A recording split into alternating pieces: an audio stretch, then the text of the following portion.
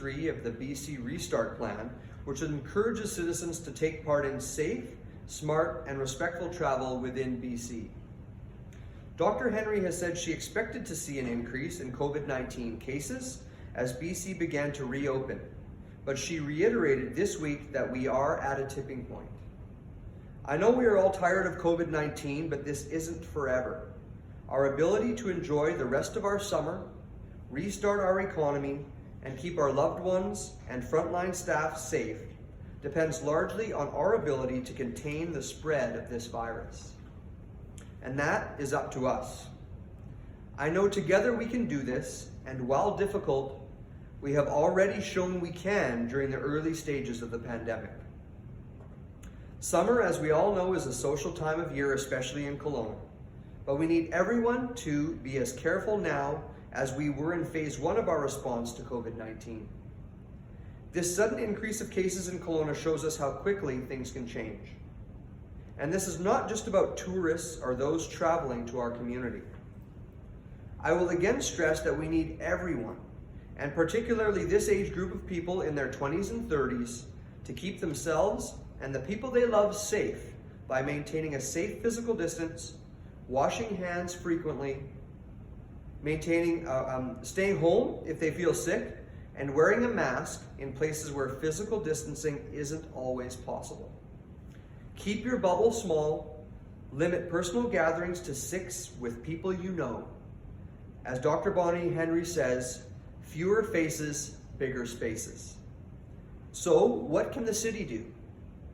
Starting next week, a city team will visit beaches, boat launches, parks, recreation facilities, and other areas where people gather to remind everyone to take the proper precautions and be respectful of others' possible health risks. We will continue to educate and emphasize public health orders.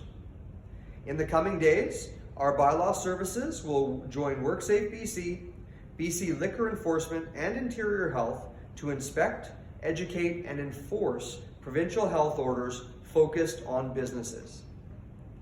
We help local businesses comply with public health orders and WorkSafe BC requirements by expanding commercial space onto sidewalks and streets in business centers so that safe physical distancing can be maintained. I commend businesses that are diligent about following safety precautions, and I urge all businesses to take this threat seriously. As a city, we have provided most business services online and by appointment throughout this crisis. And we will continue to expand these online options as a convenient and efficient way to do business with the city.